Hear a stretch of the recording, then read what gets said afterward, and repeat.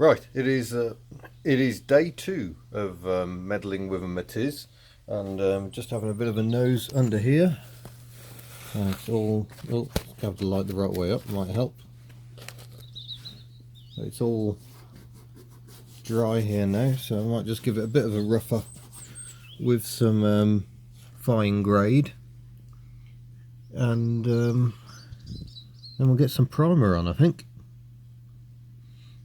Masking is going to be a bit difficult, to be honest. So I might just cover up the door and the main part of the sill, just to make sure we don't get any paint up there, and if we get primer all over the lower end of the sill, then so be it. Well, I had a tiny amount, oh, let's move that further away, tiny amount of zinc primer. I've just about managed to get a covering on. Next thing I need is some stone chip, really, especially for this high impact area. And yeah, there we go.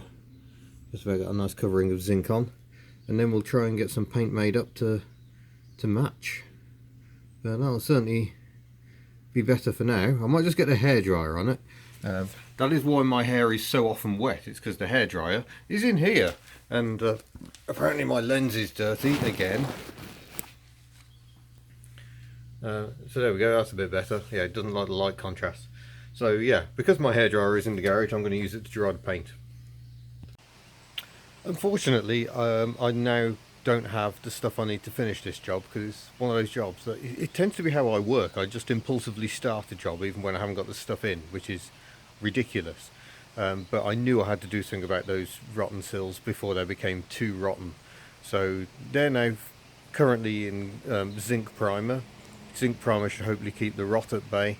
I have ordered some cobalt blue paint in a rattle can, and a clear lacquer to go over the top. I've also ordered some stone chip to go on first to try and protect from damage from stones. That's why stone chip is so called.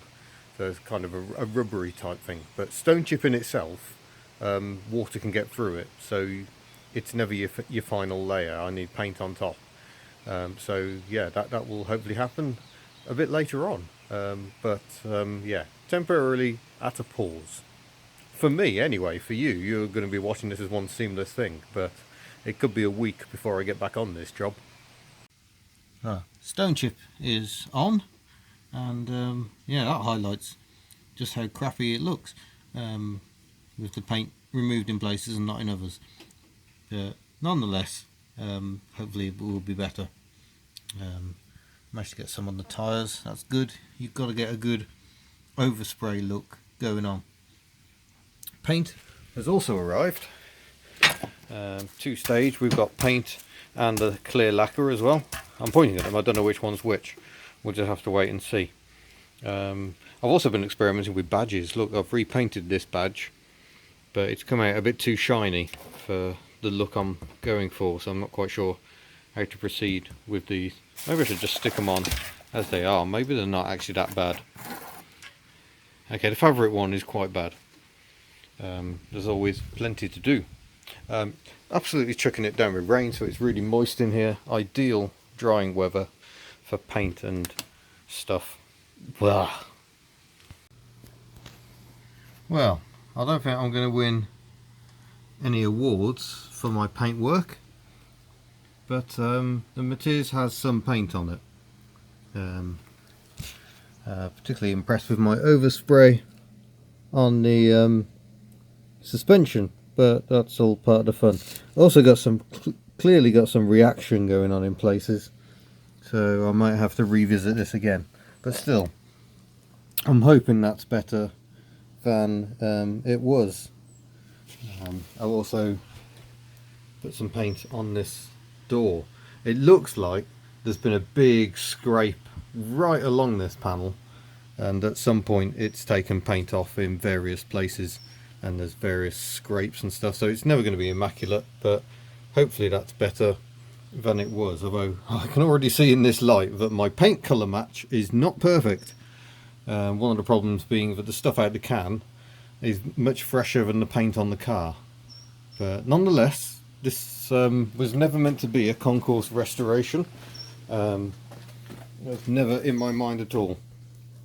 And similarly, this side's a mess. It looks really crusty, but that is all solid under there. It's just that the paint is removed in places and not others. But again, I've got a bit of reaction going on. You can see where the paint just isn't adhering, which is annoying. But there you go. Again, hopefully that'll be solid enough. And again, some overspray with a stone chip on the inside, because I'm not very good at masking. This is the problem. You need patience to do bodywork, and I have none. But this was one of those jobs that just needed to be done, and it kind of is done. So hopefully I can now remove the Matiz from the garage and get on with a certain fox. So there you go. That's how to really badly paint your car. And yes, I did make the mistake of trying to touch up some bits there. Shouldn't have done that. But, you know, oh well, she's never going to be immaculate. It must be said, the application of a bit of anti-corrosion wax has hidden most of the overspray quite nicely. I've also done up and around the suspension mounts. So, yeah. All looking a bit better. I don't think this one's looking too bad at all. I'm going to consider that a job reasonably done. And that bit where the paint was missing on this door, I mean, you can obviously see where I've painted it, but I think that's better than having nothing there at all. So we shall say that job has gone relatively well. I've also cleaned up this plastic trim here. Although getting into these grey bits is more difficult, so I haven't done that. And I've painted the wiper arms so they aren't so rusty. So steady improvements for Myrtle the Matiz. Anyway, thank you very much for watching my attempts at trying to improve this little car for reasons pretty much entirely unknown. Just have a scroll down to this side. And from that distance it looks fine. And yeah, don't forget to subscribe before you go. I shall see you in a future video. Now, hopefully we can actually get the fox in here. So, farewell.